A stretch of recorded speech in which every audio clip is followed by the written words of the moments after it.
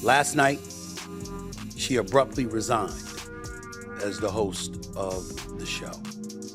And to say that I'm quite sad about it is an understatement. Molly Qerim's sudden move to NBC shocked everyone, especially ESPN.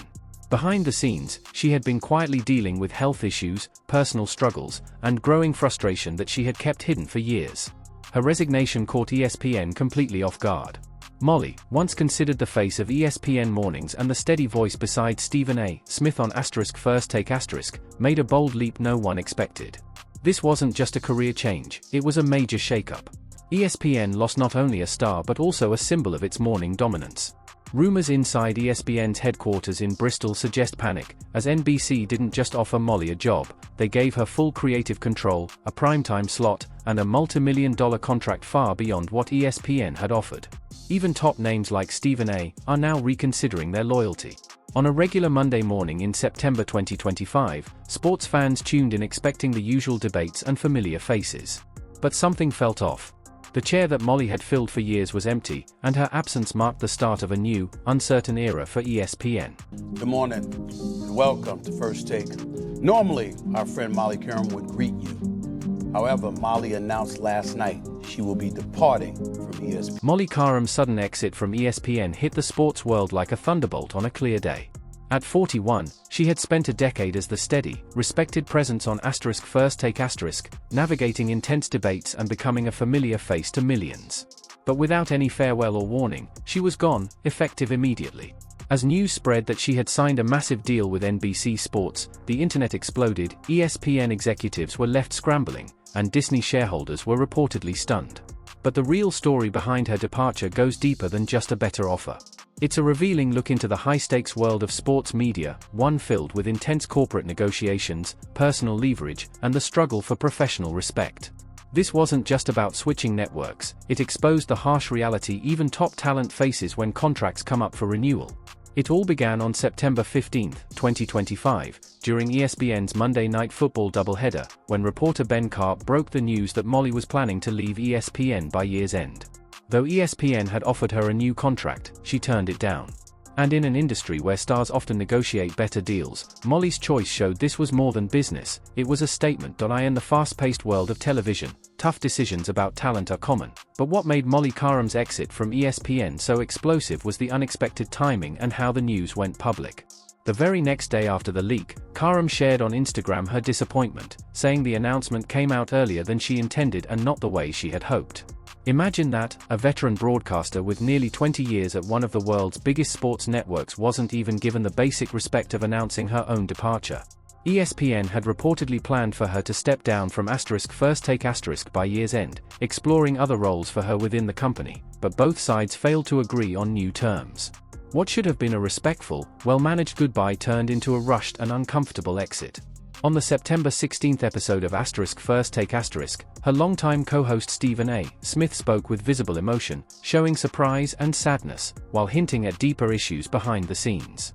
Meanwhile, wild rumors spread across YouTube and social media, with clickbait headlines claiming Molly had signed a huge deal with NBC Sports. But here's the truth, according to trusted outlets like The Athletic *, Sports Illustrated *, and Awful Announcing *, there is zero credible evidence of any NBC deal. These are sources with real journalism standards, and none of them have reported a move to NBC. So despite the viral videos and flashy headlines, the reality is far more grounded. This wasn't a network switch for fame or money, but a complex, emotional, and unresolved departure from a place she helped shape for over a decade. So where did the NBC rumor even come from? It turns out the claim originated mostly from low-credibility YouTube channels and sensational social media posts, content created more for clicks and views than for truth. These videos recycled the same dramatic storylines without offering any real sources, quotes from executives, or solid evidence, using the shock of Molly Qerim's ESPN departure to spin a completely fabricated NBC angle. Most viewers didn't question it, and that's what these creators counted on. But the actual story, while less flashy, is far more revealing. According to ESPN's president of content, Burke Magnus, after the Sports Business Journal leaked the news earlier than expected, both Qerim and ESPN agreed that an immediate split made more sense than dragging things out through the end of the year. The leak created an uncomfortable atmosphere, hanging over First Take like a cloud, threatening to hurt ratings and the show's chemistry. Magnus made it clear there was no bad blood, just a simple case of contract terms not aligning. But anyone familiar with corporate life knows that when executives insist there's no controversy, there's usually a little something brewing beneath the surface. To really understand why Qerim left, we have to look beyond clickbait and into the deeper realities of the sports media world, where economics, gender dynamics, and cold numbers like ratings and engagement determine your value. Molly Qerim's story didn't begin on the main stage. She started back in 2006 behind the scenes, working on ESPN's digital and mobile platforms, interviewing athletes and celebrities for ESPN.com and ESPN Mobile. Her journey from those early roles to becoming one of the most respected voices on morning sports television only makes her exit more complex and more significant. During the mid-2000s boom in online sports media, as networks scrambled to adapt their TV success for digital platforms, Molly Qerim began her journey at ESPN, working behind the scenes before transitioning to on-screen roles. By 2008, she had stepped into television as an interactive host for College Football Live and breaking news reporter for Fantasy Football Now on ESPN2. Her fantasy sports coverage even earned her an Emmy that year, proving her talent for blending serious analysis with entertainment, a skill that would become vital in the fast-evolving sports media world. Not one to stay in her comfort zone, Qerim left ESPN around 2010 to broaden her horizons at CBS Sports Network and NFL Network, hosting shows like *Sec Tailgate* and *NFL Fantasy Live Star. These roles showcased her versatility and risk-taking mindset. When she returned to ESPN on July 1, 2015, it was with clear momentum.